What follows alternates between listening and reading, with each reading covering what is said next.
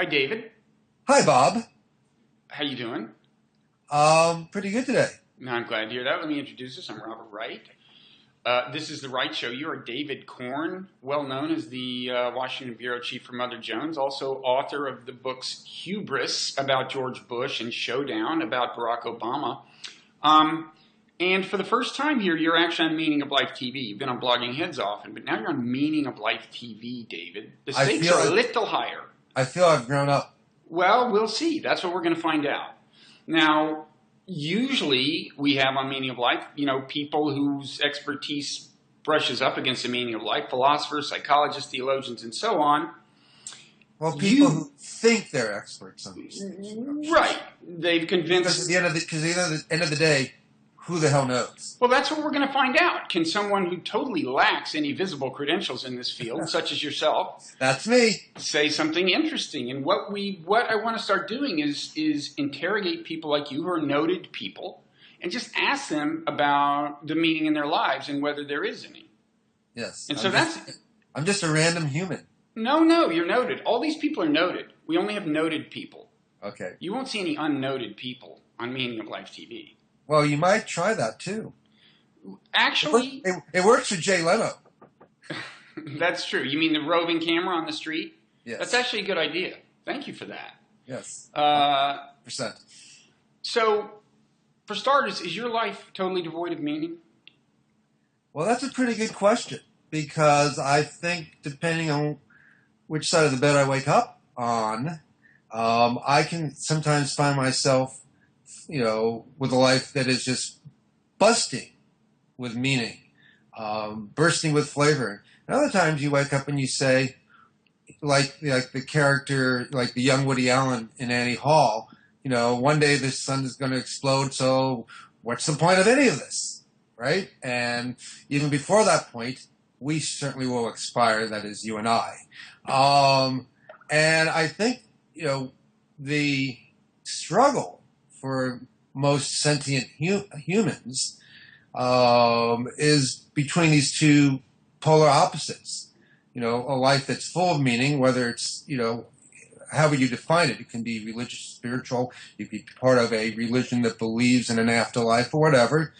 And the sense that everything we know, at least scientifically, is that one day everything will end. And if you just it may take billions of years, hopefully, to get to that point. Although it might happen tomorrow, given human beings' folly and the weaponry we have. Mm-hmm. And how do you sort of reconcile those two notions? I think that really gets to sort of the dilemma of existence. Mm-hmm.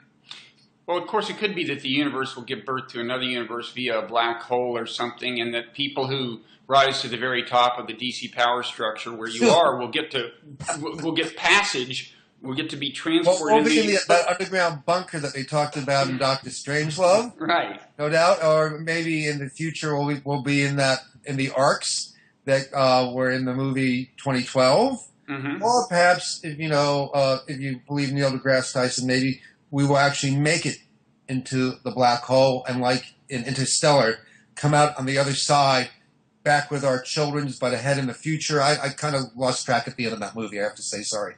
But assuming that doesn't happen. I still think as high as one may get the DC power structure, it's not going to prevent your ultimate destiny. You think so? Yeah. Which is... Pretty sure. Which is ultimately death, you think? Dust to dust. So on these mornings... On days when you successfully answer the question, when you have a question to the answer, what's the point given the ultimate expiration date? What kinds of answers work for you? Well, it could be something as simple and delightful that I will actually be, doing something pleasant with my teenage daughters, mm-hmm. or my wife, and that is just, beautiful, either because we're in a beautiful spot or it's just a beautiful moment. It could be work-related. I mean, I think purpose, often gives us a sense of meaning. And if I'm going into work and I know I will be doing something that I'm proud of, or I'm working with my colleagues here and we'll be doing something, neat, cool, substantial, I'll say that's purpose too, particularly something I think that might have an impact on the larger world. I know that isn't everybody's measurement of impact. Some people don't have the luxury of a job that extends much beyond what they do in front of them. But those of us who do, if you're going to write something, say something, think something that may have a ripple effect, may cause action somewhere, that at least feels meaningful. Again, one can struggle with the notion of whether it is ultimately and objectively meaningful, mm-hmm. but at least it has a semblance of meaning. Is it impact itself that does the trick, or a certain kind of impact? I mean, there are lots of ways you can have impact, and I'm sure there are journalists that you think are not having a positive impact. But what? Right. And I do believe that as a journalist, just chronicling reality and telling the truth has inherent meaning. Mm-hmm. Sometimes you write stories or you write books that don't go exactly where you want them to, or aren't read by as many people as you want them to be read by, don't shape the debate the way you'd like to shape the debate. But still, I believe, part of me that there's intrinsic meaning to chronicling or expanding the sense of reality that we have collectively. So I start with that, and that's pretty much a low bar, right? But then, the impact in which you get people talking about something, they actually think about something, or in a more parochial sense, you affect a debate in Congress, or a particular action, or a government office has to do something one way versus another. A candidate has to respond and is seen in a different light because of something you put in front of people. But basically, expanding human knowledge is a good thing, and if you do that in a way in which humans actually use that knowledge for some productive end, mm-hmm. that's even better. So bringing truth to light is inherent good in your view. Yeah, I believe so, but I also know that's an abstract notion, and it'd be very easy to dismiss it. You write something, 17 people read it, big deal. I can argue against it, mm-hmm. but perhaps just as a way of keeping myself sane, having done this for over 30 years now, I like to believe, it's maybe a conceit of mine, that it is a good in and of itself. And you've had your moments of big impact. I mean, you brought to light the famous Mitt Romney tape, the address he gave to a bunch of donors that some people think doomed his candidacy. And I mean, I think you would agree that your search for things to disclose is not ideologically neutral. No, it's not. I work at Mother Jones magazine. I worked for over 20 years at The Nation magazine. These are progressive liberal publications, mm-hmm.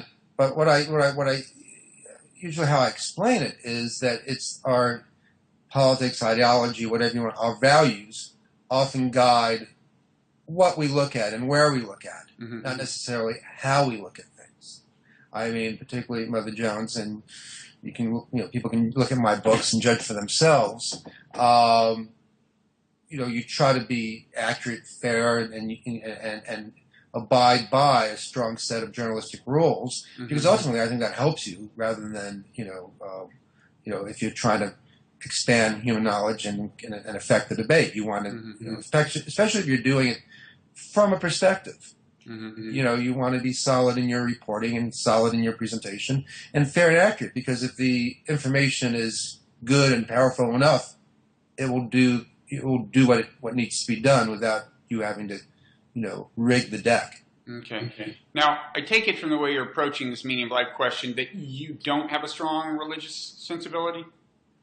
I was raised as a Reform Jew, and we went to synagogue high holy days, marked the usual holidays, and mostly ate like good Jews, which I think is very, very important. And there was also obviously a cultural sensibility, I think, that that comes with being raised Jewish outside New York City at a particular point in time. But I, never was a big, believer in the metadynamics, the theological dynamics of Judaism or any other religion. And, on a good day, I'm kind of agnostic about the existence. What are you on a bad day? Bitterly atheist? Bitterly atheist. But, but one thing I've always thought about, and I haven't really seen this answered well. I'm sure I can answer it. Go ahead. You can, because you wrote the book on this, Bob. Okay, let's say there is something like a God. Mm-hmm. Why does God have to be perfect? Why can't there be an imperfect God, who is doing an animate force, a creative force, whatever you might want to think, but sometimes screws it up. Right. Or just throws clay in one direction and then moves on to something else. We do know, at least we think we know, the universe is a rather big place, and maybe God likes to experiment. Maybe God likes to joke. I think Elvis Costello has done 1 or 2 songs about God being a comic. And so even if you believe in the existence of God, then figuring out what God actually is and what God's, I don't even like to say he or she, what God's powers might be, seems to be completely open to debate and probably better yet, imagination. Right. Right. So to me, the question of do you believe in God or not is really kind of the first step, because even if you say, yeah, well, okay, how do you know God is what you think God is? Right. Yeah, I mean, it's often when you ask atheists what their arguments against God are, they start off by saying bad things happen. And you're right, that's an argument against the existence of a particular kind of God, a God that is omnipotent in the fullest sense of the word, could have things any way he or she wants, and is good in exactly our sense of the word. If God cared to do that. Right. Yeah. And it's always seemed to me you're right. I mean, a God could be acting under constraints. I mean, like it could be that for some reason the rules of this universe are such that to create conscious life, you have to do something like this whole messy natural selection thing. And the mark of that on the products of natural selection is that they're not perfect beings, and they are in some ways bad. I mean, who knows? But I mean, was it in the Greek and the Roman gods who, in some ways, people say that man and women are created in the image of God, but the Greek and Roman gods seem to be created in the image of men and women. Didn't they have rivalries and pettiness and jealousies? And they were powerful, but certainly weren't perfect in terms of being great guys and gals, right? They were, and so maybe we tend to dismiss that model now, but maybe that's a better model. Maybe there actually is not one God but multiple gods. Maybe they do compete, and maybe what we don't like here is the outcome of that competition. But if you're talking about God and accepting it, you're basically accepting something unseen. It's faith, right? And if that's the case, then I think any imaginative conception of God or gods is fair game. It's as good as another one. Okay, so you haven't ruled out the possibility that there's something in some sense divine or theistic or something. I haven't ruled it out. I am suspicious and skeptical, and I do believe that if there is anything of that sort, it is likely quite different than what most people think it is. Mm-hmm. Just because I think if it was more the obvious, we would see it more obviously. Mm-hmm. But again, everybody, there's really no way I think to argue the case. And whenever you have those debates, between Hitchens and whoever, or who is the physicist who always says this? The existence of God, Dawkins. Well, he's a biologist. Lawrence Krauss is a physicist in that. That's right. And then you have the religious, someone who believes in God. To me, it's almost pointless to have those debates. Mm-hmm. And one thing, and I actually wondered if there was even a book in this, and I don't want to give it away, but I've always wondered if there is a genetic predisposition towards belief in religion. This has been hashed out. I mean, a little bit. I mean, there are people who argue yes, who have a particular view of evolution. I actually had like an appendix in my book, The Evolution of God, my take on that. And yeah, because it seems to me it is such a fundamental element in how one views the world. Right? So it is so, if you truly believe there is a bigger entity out there, a powerful force, a lot, at least to me, would seem to flow from that. And if you actually look at that and you have no feeling for that, and, just say, what? That just strikes me as nutty. Other things flow from that sort of perspective, even if I don't want to necessarily follow a conclusion.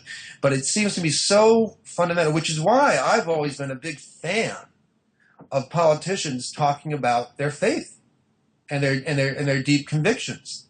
And I remember when Clarence Thomas was nominated for Supreme Court, and of course there was the Anita Hill thing, which was what stands out. But I wrote a couple of stories, I think, maybe one, but maybe more than one.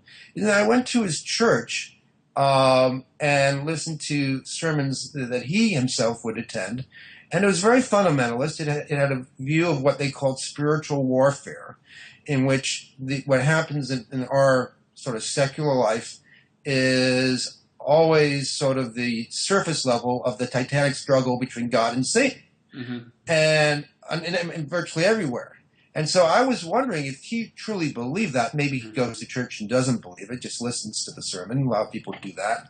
But if he actually believed that, if the ACLU came before him in court and presented an argument that he disagreed with, would he believe that they were actually fronting for Satan or allied with satanic forces? And if that was the case, could he act as an impartial, unbiased judge or justice? I mean, I think that's a fascinating question.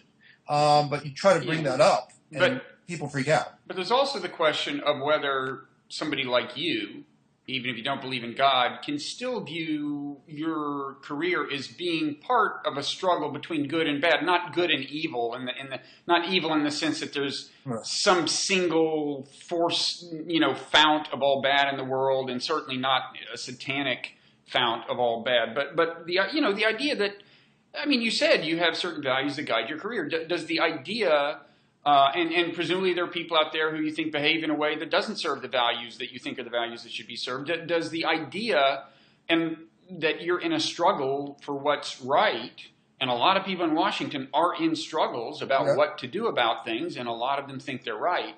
Is that a big source of meaning and a legitimate source of meaning? I think so.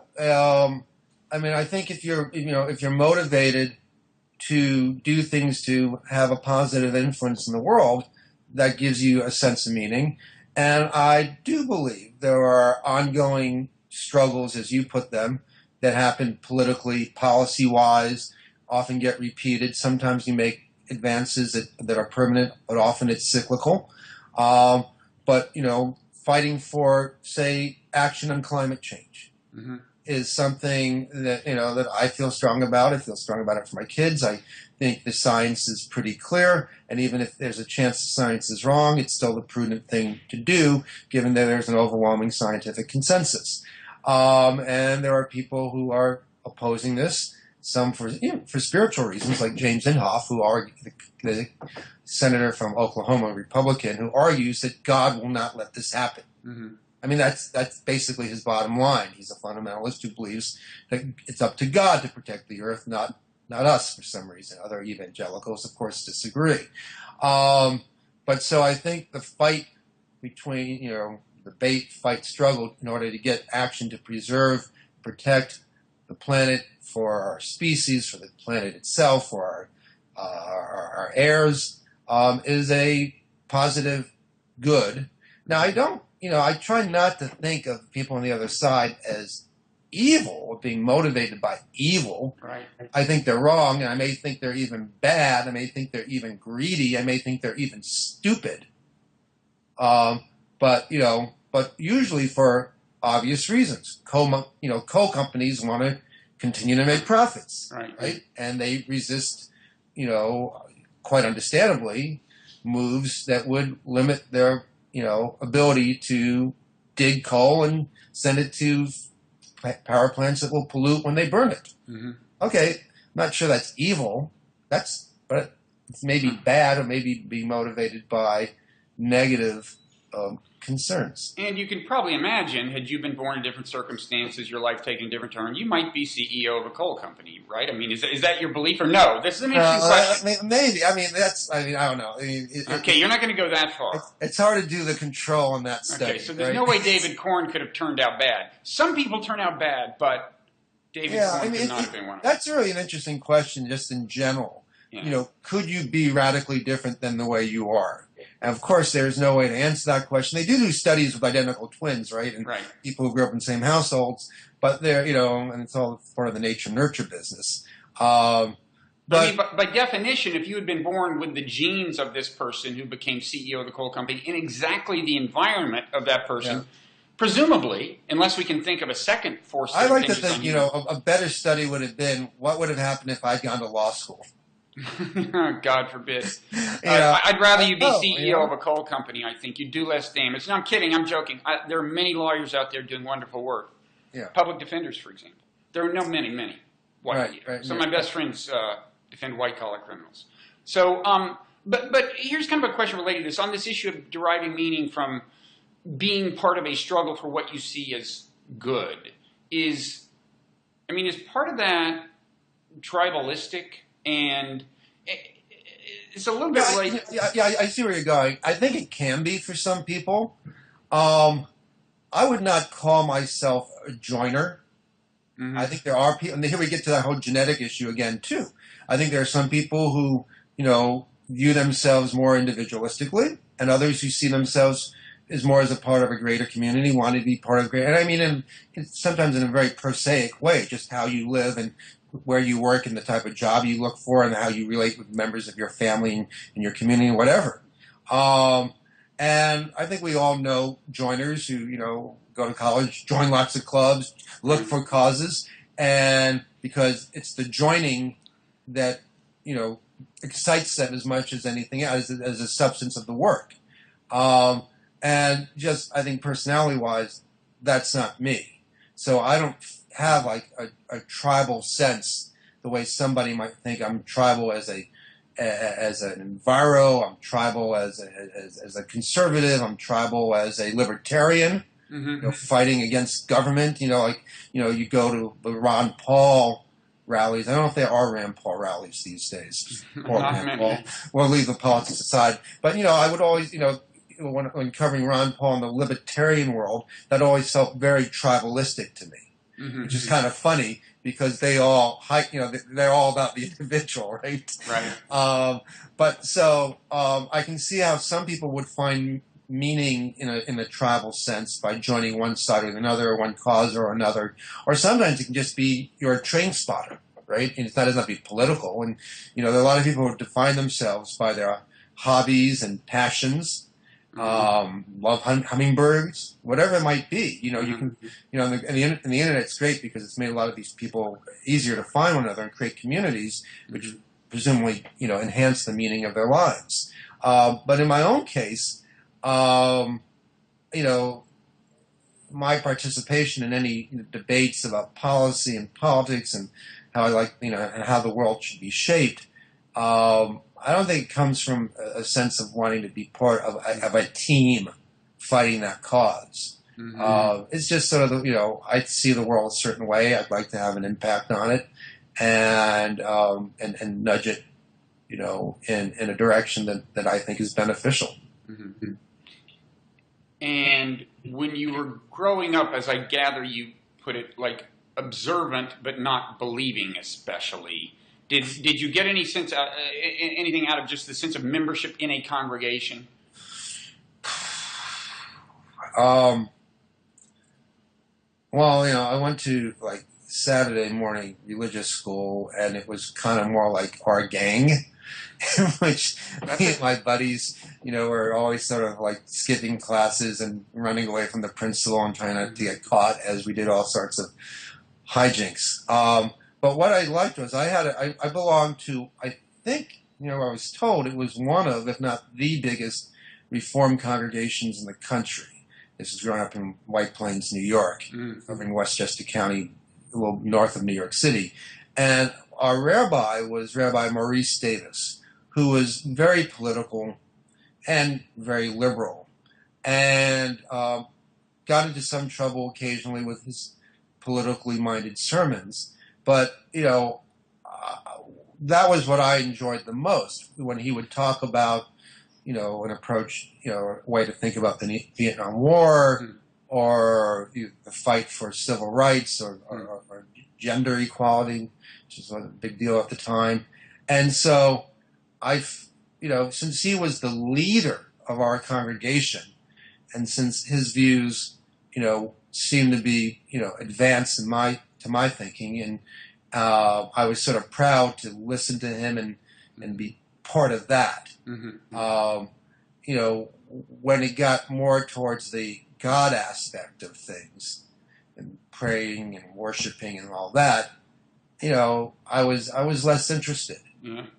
Yeah, because I think actually the literature is that to the extent that religious people are happier and more moral than non-religious people, the key thing is actually membership in the community as opposed to actual theistic belief. That makes sense. There was one of the best episodes ever of South Park was when they spent like all episode making fun of the original story of the Mormon Church. They had a whole song, and they just made made Mormon theology look absolutely utterly silly. But at the end, it turns out the Mormon family who's moved into town that has given rise to the reason to explore all this is the happy family. Right. They're functional, and they kind of say, this may be crazy. We may believe real crazy stuff, but look how happy it makes us, and look at the community we have, and don't you wish you had this? And all the little South Park kids go, kind of, yeah. So it was like, so that was whether they meant to or not. Yeah. The guys at South Park, the creators, were making the point that it was not so much what they believed, but the strong communal right. And that's a good example, because Mormonism is so communal. Yes. And I tell you, some of the best stories that I heard about Mitt Romney, when he was running for president, was stories about how he was part of that community and would do things not as the leader, but as a member to help other members of that community. And that he's, the argument, of course, is that Mormons end up being, doing it for themselves and not, beyond. But some of them were very heartwarming stories. Yeah. No, and there's nothing quite like the feeling of being part of a team in a certain sense. I mean, you even get I think so. Listen, the world is so uncertain, and I think it's always become our feelings as Americans have always, I think, become more insecure because of the way the economic foundations have shifted, the way the world is globalized, the way institutions have broken down, and we don't have pensions anymore. We're all invested in 401ks that can go anywhere, anytime. And so you're really more on your own, by yourself, than ever. We've spread out more. People live farther away from their families in general, and so it only makes sense to me. Go back to your notion of tribalism, that if you feel you're in a tribe of some sort, you feel more comfortable, you feel more secure. I mean, we used to not, as human beings, Homo sapiens, we used to not even live together as families. We used to live communally and tribally together, sleeping on top of each other like puppies in caves, right? And so now we end up, living family units. Family units have gotten smaller and have gotten more, separate from other family units. And, I think sort of that, if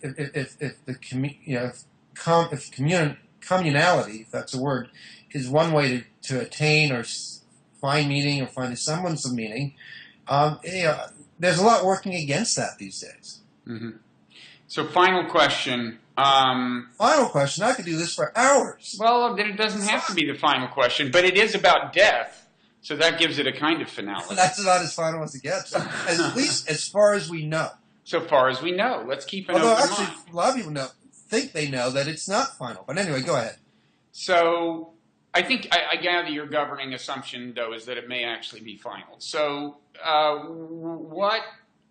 what kinds of things, I mean, I don't think either of us is quite to the point where we have to start thinking a whole lot about this. But as time goes on, we may find ourselves... That's the clip they're going to play when something happens to you tomorrow, Bob, so please. Well, anything to go viral, man. But what kinds of things give you consolation in the absence of belief in an afterlife?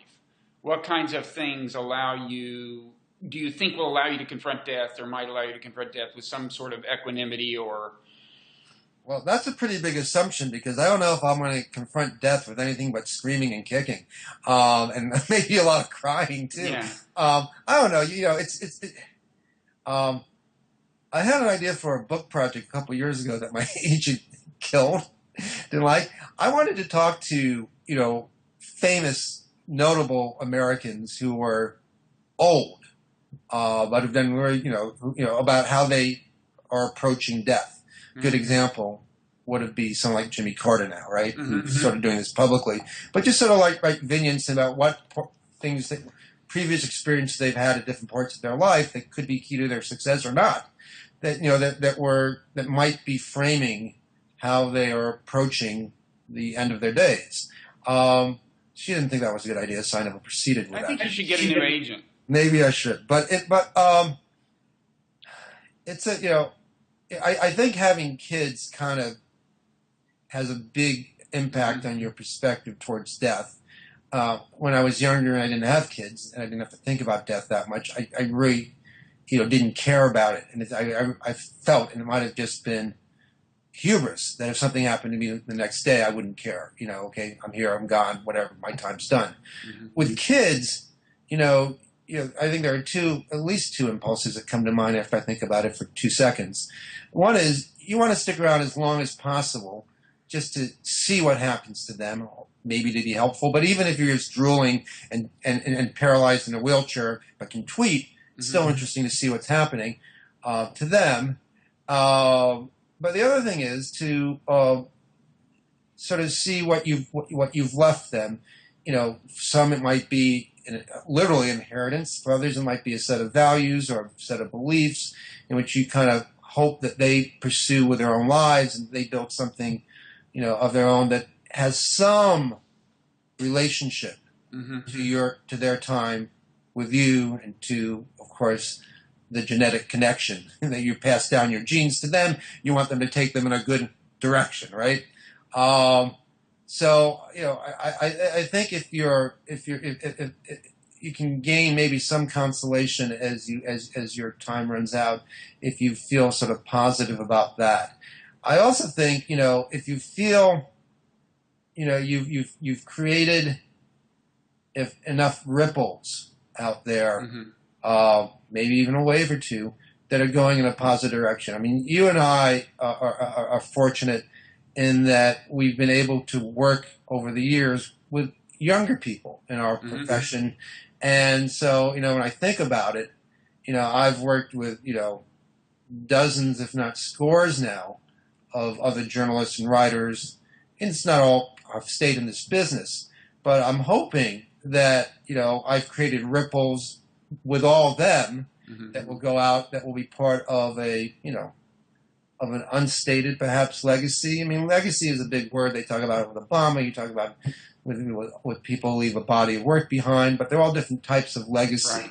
But I think ultimately you want to feel like it mattered that you were here. That until everything is blown away, your footprints will be among those of others that are left, and that people can either see explicitly or go into this big, stew of some sort, that will be nourishment for others somewhere else. Right. Well, your positive influence can endure even after all memory of you and your specific work has faded. That's at least possible. Well, and it's tremendously possible. Yeah. It's not like the butterfly effect in terms of going back in time, but all of us have impacts on hundreds of other people who then have impact on hundreds of other people. And there are people who've worked for me or I've dealt with who've gotten jobs, who've gone in certain directions because of what I've done, and then they've met people, they've had kids, and then and ultimately there are like what went into where we are. There are trillions of data points or decision points that created Bob Wright, right, along the way. Mm-hmm. And so, it's too much to chart, it's too much to figure out, but hopefully there's, at least in your immediate circle, you see, a semblance, some element of this. Yeah, and everyone, you said we're lucky to have been in a position to sometimes teach and guide young people, but everyone is in a position to have a positive impact of some kind in the way they deal with people in everyday life and so on. Right. And the ripples go out.